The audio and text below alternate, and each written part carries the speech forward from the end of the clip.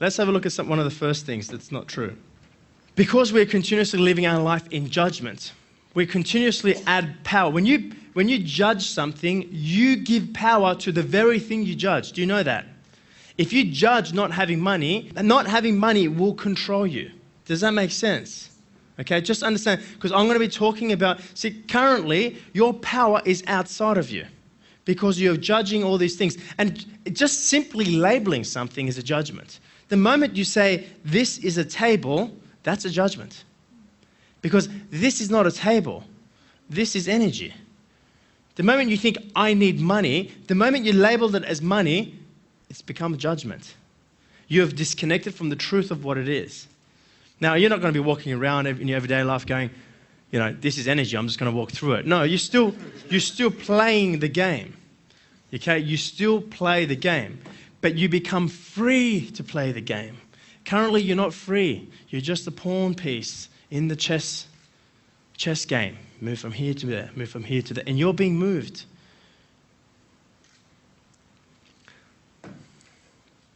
So here's the first thing I want to tell you.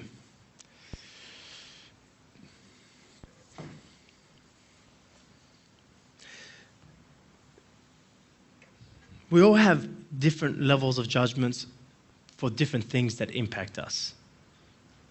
But for you to first be able to accept or to neutralize, and again, I'll be talking to you about this tomorrow, about how to do this. For you to be able to do that,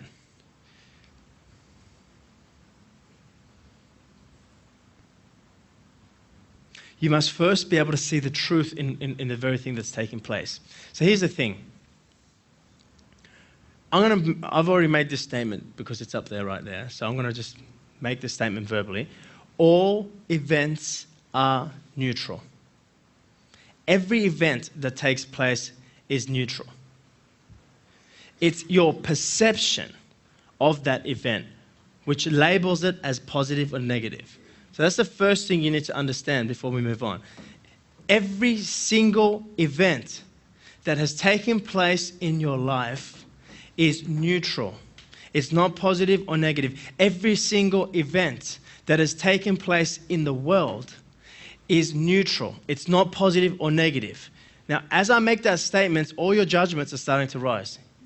And go, yeah, no, hang on a sec. What about when this happened in the world? What about when this happened in my life? No, that was not positive. That was definitely a negative. Okay? So as I said that, I allowed you to bring your judgments up. Okay? Just become aware. All right? I'm just rising your judgments up. Every event that takes place in this world is neutral. It's not positive or negative. Every event that has taken place in your life is neutral. It's not positive or negative. Who's having a bit of a reaction? Put your hand up, be honest. Okay, cool. Every event that has taken place in the world is neutral. It's not positive or negative. Every event that has taken place in your life is neutral. It's not positive or negative. It's your judgment of it that makes it positive or negative. What we call a terrorist that flies a plane into a building, others will call a savior. Can you see what I'm saying? Based on their judgments. You're just hearing one side of the story. Let me give you a softer example. Because you see, if you have judgments, you will not be able to live what I'm telling you. You cannot live this. Judgment is the glue that keeps the prison in place. To transcend the prison, the box, you must be able to accept. But you can't just accept. This is the problem. You go to all this spiritual thing. You got to accept. You got to forgive. Well, the moment you're forgiving someone, you're saying they did something wrong, which means you have a charge. Because there's nothing to forgive. There's just something to accept. But how do you accept? Well, you need to know what took place is not real. Now, hold on, okay? I'm saying some of these things because it's triggering different people. All right, I want your emotions to come up. I want your positive, negative. Just stay with me now, okay? Don't shut off. I will show you exactly what I mean. I will open you up, but just don't close your mind, Okay, let the emotions come up, but don't close your mind. That's all I'm asking you to do. I will take you all the way as long as you don't close your mind. You will leave with an open heart if you just stay with me. Just notice the things that are coming up, that's all. I'm a big football fan, okay? I'm a big Roosters fan. Anyone here follow? Go the Roosters. Okay? I like going to the football. Any Roosters fans here? Okay, one. Well, obviously they're not doing too well at the moment. You know? But to give you this example, anyone here follow the NRL? Okay, who do you go for? Go Para! Oh, that's my second team. All right. What's your name again? Peter. All right, Peter. If Peter and I wanted to go, and let's say Peter's a massive fanatical fan of Parramatta, all right? And I'm a big fanatical fan of Roosters. And Roosters and Parramatta are playing together tomorrow night. And I say, hey, Peter, you want to go to the football? He goes, yeah, let's go. He puts on his Parramatta jersey on, paints his hair yellow and blue, and I paint my hair red, white, and blue, and we're ready to go. I've got my jersey on. We're at the game, okay? Now, here's the thing. If the Sydney Roosters win, what am I going to do? What's going to be my reaction? Woo! What's going to be Peter's reaction? Oh. But if Parramatta won, what's going to be Peter's reaction? What's going to be my reaction? The event is neutral. I'm giving you a softer example. I gave you an example of flying planes into buildings before. That's a hard example, right? I'm giving you a softer example. The event that takes place is neutral. It's my judgment, my attachment to the event. You see, my identity is found in being a rooster.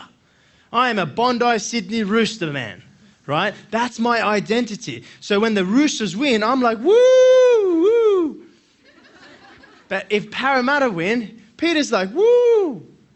Because it's his identity. Can you see what I'm saying? The event is neutral. It's my perception. It's my judgment, my preference, based on my identity that determines the event being positive or negative. That's the first thing I want you to understand. I want you to understand where positive and negative comes from. Because the moment it becomes positive or negative, that's when you're experiencing yourself in the box. But I know the hands are going up, just hang on one sec. Okay? I'll come to you in a moment. Okay. Microphone over here. Okay. My question is big events like genocide and things like that. How do we look at that and go, okay, that's neutral? Okay, great question. We'll always lead to that.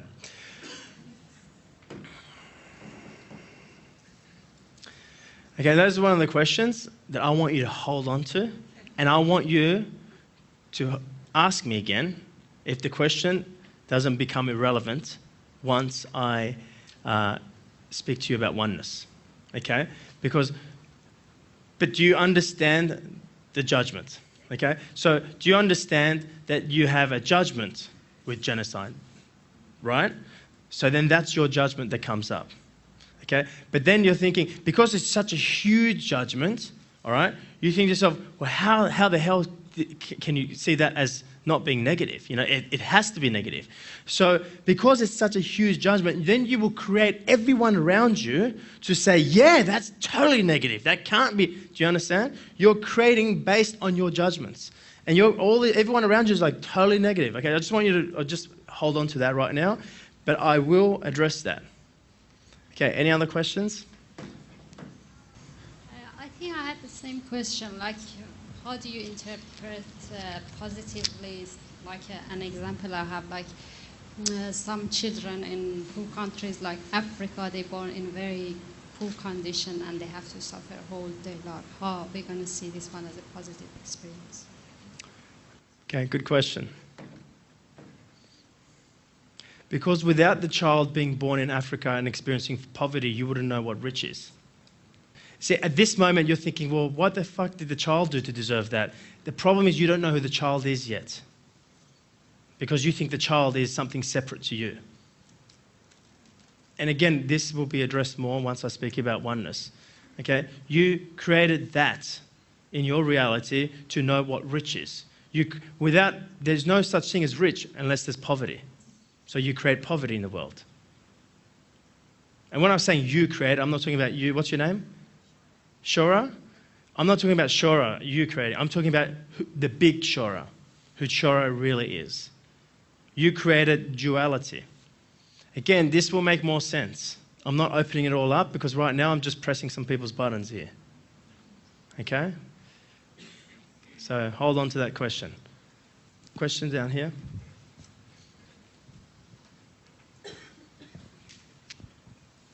Not deep and meaningful. How do you get excited then when the Roosters do win? I'm in complete judgment.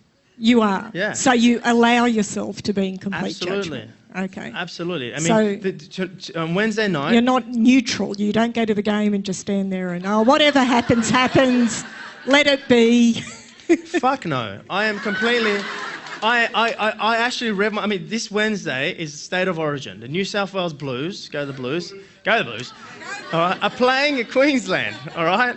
Now, I will be sitting there completely attached, completely at the edge of my seat. I think Brian, he's here from America. He'll probably be filming me because he's filming all these different things about my life right now, right? And I will be reacting, and I'll be, but that's the joy of it. You see, the moment I've reacted, then I become neutral again. See, what happens is people will stay in the reaction and stay in the story. Does that make sense? I mean, I become less and less attached to things as I become more and more conscious or more expanded.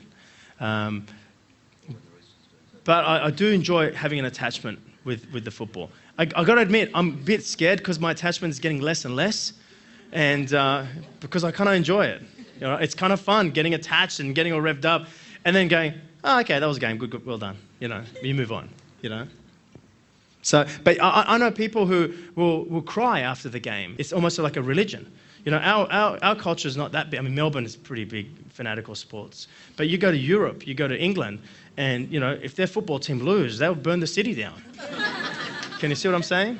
So it's fun to get caught up in it, but to come out of it, it's part of the fun. It's not, you know. Yeah, thank you. Question over there. So you said you can get revved up and then you just lose it as the game's finished and then you move on, get on with life and you're back to neutral. Yep. What happens if your team keep losing? I lose faith. It doesn't matter. I mean, like, Roosters got smashed last week, right? It's not part. It stops being part of your identity. Does that make sense? It's no longer, if the Roosters win, I feel greater about myself. You know, so that you kind of lose that. But when they do play, you still get into it, and you know. The example is this, okay? Because when I'm talking about neutrality, people think neutrality is nothing and it's boring. And again, I told you I'm going to be talking about that so many times. I want to show you the neutrality is where your power is at. Let's talk about Brian, who's our cameraman who's come here from Hollywood, right? Everyone say hi, Brian. Okay. Now, Brian, he stayed at my house last night, and he's my guest in Australia at the moment. And I was watching the football last night, so I was showing him the football. All right. Now, if I took Brian, like, my point is, he knows nothing about football. All right. He's completely detached. He doesn't even know which team is what. Okay. Even if I took him to the State of Origin on Wednesday nights and New South Wales was playing Queensland, the thing is, Brian would experience the game completely detached. It doesn't mean it's going to be neutral. Okay. He will experience the atmosphere, the scream. He'll watch people going, get off the fucking field, and he'll look at him and go, wow, that's awesome. And someone else going, yeah, someone else crying. He'll be watching it all in neutrality. Can you see what I'm saying? So who's not into sports? Okay, so if I took you to a sporting game, you will still experience the atmosphere or the energy. If you come into my house on Wednesday night and there's going to be 15 people watching the State of Origin, you'll still watch all these people getting excited and crying and woo, you know, doing all that. And you'll just experience the joy of that and go, oh my God, look at this, you know. But it's neutral. Can you see? You still experience the atmosphere. You still experience the intensity, the energy. But because you're not attached to which team wins, it's kind of just like a fun thing. So that's what it becomes when it's neutral. Now, like I said, I'm not neutral about New South Wales losing this Wednesday, but I have become less and less attached to the football game. Okay, but you should have seen me 3 years ago. Okay, question, just to your right. What happens if everyone in the stadium is neutral? Then you have no reaction or no spontaneity to enjoy. Again, neutral doesn't mean nothing. Neutral means you're still experiencing the atmosphere, woo, but it's without the attachment. So I'm glad you asked that question, and this is going to keep coming up, because maybe I've got to find a better word for neutral. Okay? Neutral means there's no positive or negative charge. It means there's no charge. Love doesn't have a charge. Okay, when you're experiencing love, it's not positive or negative, but because you live in a world of duality, you label it as a positive experience. Okay, but it's when you're experiencing love or freedom. Who's ever experienced being happy for no reason? Put your hand up. You're sitting there, oh my God, look at everyone. Okay, you're sitting there and then suddenly you just experience this happiness and then you're like, why am I happy? And you're looking for reasons to be happy and then you find all these reasons not to be happy and then you talk yourself out of being happy. You're like, what are you being happy about? There's nothing to be happy about. Okay? So that moment where you were happy for no reason, that's neutrality. Do you understand now? If most of you put your hand up. You're happy for no reason. It's a neutral happiness. It's a sense of just connection. It's a sense of fulfillment, which you label as happy. It's actually a moment where you're completely present and you're completely open. And you have no reason to be happy. Does that make sense? Okay, so please understand, again, I will keep referring to this. This neutrality is your power. It has no attachment to the story. How can someone have no attachment to the story? It's because they know the story is not real. And it's when you know the story is not real that you stop putting power into the story and you stop judging the story. But that's what right now this is just intellectual. What do you mean it's not real? Well, I've heard that before, that, it's not real. I've heard Shakespeare talk about how it's just one big act. I've heard Einstein talk about that. But what do you mean it's not real? Are you saying I'm not here? I'm saying you, as this body, is not here. Again, you've got me going deep very early. Okay, this is stuff I'll cover later on. So what I'm going to do, I might get a couple more questions because there's heaps of hands going up. But I'll keep going on because, see, a lot of your questions that are coming up right now will become irrelevant once I talk about what I'm going to talk about. Okay, so I had a question. Was it you? Someone was first. Is it on? Yep. Talking about enjoying the Roosters game and having the reaction, is that like letting yourself experience the emotion? So once you experience the emotion, it passes and it's gone and it's out of your body. It's a very good point because sometimes people, I'll be talking about what I'm talking about and being neutral, and you have emotional stuff coming up, and you're like, I just got to be neutral about it. I've got to be neutral, and you're actually suppressing it. Okay, that's a very good point. All right, what I'm talking about is feeling. If you're experiencing negative or you're experiencing positive, if you're experiencing being attached, be fucking attached. It's okay. Okay, there's something in it for you. It's okay to be attached to that, but just be aware that you're attached. Do you understand? Some people start to get this work, and they just start to play spiritual, and they go, I'm not attached to that. You always know when someone's attached, and they go, oh, look, if you do this or do that, I'm not attached. I'm not attached to that. They always have to say that they're not attached. And that's when you know they're attached, right? Or, they're experiencing this negative, they're experiencing this judgment, and then they go, oh, no, I'm not judging. And you try to be neutral, okay? But inside, you've got this thing that needs to be expressed, okay? But you're like, no, I'm neutral about that, and you try to act neutral. Does that make sense?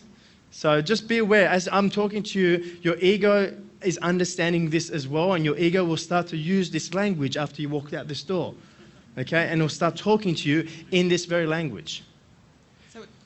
So it's like you need to express that emotion because... If the emotion comes up, it comes up to be expressed. Yeah. If you're having a circumstance in your life and you're experiencing different emotions in your life, then you're meant to. How do you know you're meant to? Because they're coming up. Yeah. That's it. Like, they're coming up. They're there. If you're experiencing negativity, then I'm saying you're meant to experience the negativity. And you're like, well, how do you know I'm meant to experience the negativity? Because it's coming up. It wouldn't be there otherwise. It's plain and simple. Okay, thank you. One more question just down here. Thanks. When you say it's not real, are you referring to the point of choice in terms of whether you're judging it as real? Like, if I'm in an experience that is very happy and I'm fully embracing it and fully judging it as happy, it's my reality that it's happy. So for me, I'm experiencing it real. Conversely, if it's something very negative, once I've made the judgment and accepted the judgment that this is real, then it's fully, absolutely horrific or fully, absolutely ecstatic. So with real, are you referring to the point of choice? Because once you've jumped over the cliff, so to speak, it's going to happen. Do you want the deep answer or the soft answer? Well, both. Okay, when I'm saying it's not real, I'm saying you're not even here. Yeah, I accept that. But I guess what I'm trying to say at an intellectual level, I accept that. But from a practical application, my way out of it is to recognize that it's my choice, that I'm making myself here. Your way out of it is by experiencing all the things that are coming up in your life. Yeah. But as they do, they are real in terms of what's currently happening. Absolutely. Yeah. Yeah. And you have to see, that's the thing, because it's a fine line for this, because you can say it's not real just to be in denial to experience the emotions. Yes. But you need to, if the emotions are coming up, they're coming up for a reason. You need to experience those emotions, and those emotions are real. But once you've transcended those emotions, you'll realize none of it was real. Exactly. Open up the door to a new possibility. Yep. Yeah. Very good. Yeah. Okay, very good. So let's give yourselves a round of applause.